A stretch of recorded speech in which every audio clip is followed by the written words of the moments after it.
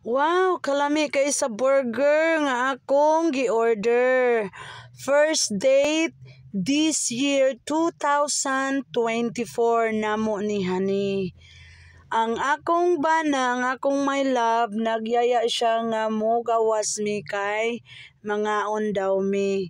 So mao ni isa ka routine sa mga kapiskutan or ni kapiskot no. Ang amo yung perminting ginahimo ni Hani ang magsigi og date kaon sa gawas. Mao na ang among perminting routine. Shout out aning waitress di ay diri nga patang butana no. Maayo kay siya mo handle, charot handle jud. Maayo siya mag-approach namo no, butan pod siya. Shout out sa iya ha no. So while nagahulat mi sa among order, ang akong mata sigig litok-litok. Unsa ning litok-litok? Sigig pitok-pitok di ay charot.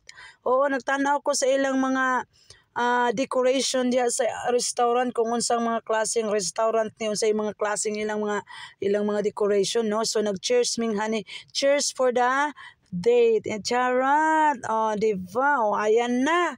Mao na ang akong gi-order. Lami kay ni siya guys. Burger.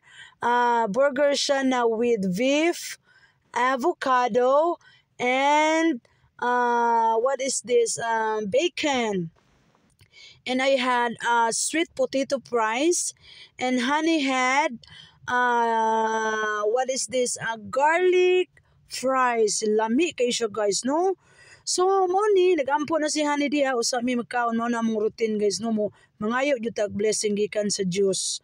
O bisag asa ta bisag di ta mangaon mangayo tag panalangin gikan sa Ginoo. So mao na guys nag-start na mi diha.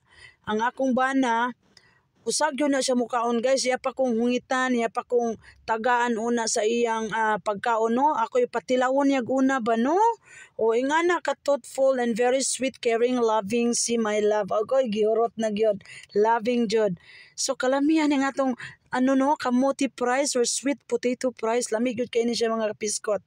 Oo, lami pa sa among gugma charot.